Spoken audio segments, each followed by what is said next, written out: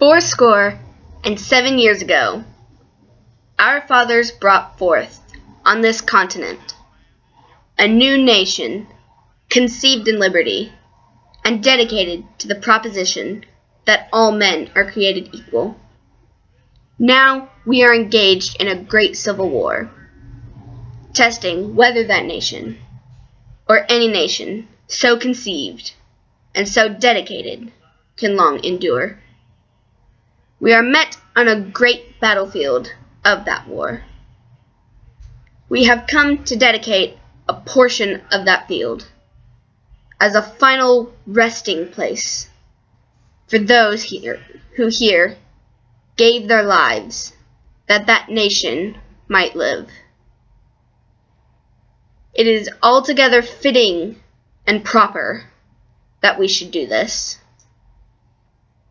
But, in a larger sense, we cannot dedicate, we cannot consecrate, we cannot hallow this ground. The brave men, living and dead, who struggled here, have consecrated it, far above our poor power to add or detract. The world will little note, nor long remember what we say here, but it can never forget what they did here. It is for us, the living rather, to be dedicated here to the unfinished work which they who fought here have thus far so nobly advanced.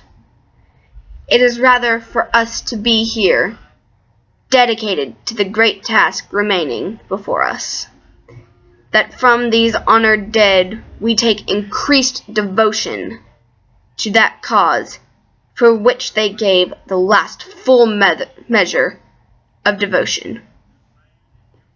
That we here highly resolve that these dead shall not have died in vain, that this nation, under God, shall have a new birth of freedom, and that government of the people, by the people, for the people, shall not perish from the earth.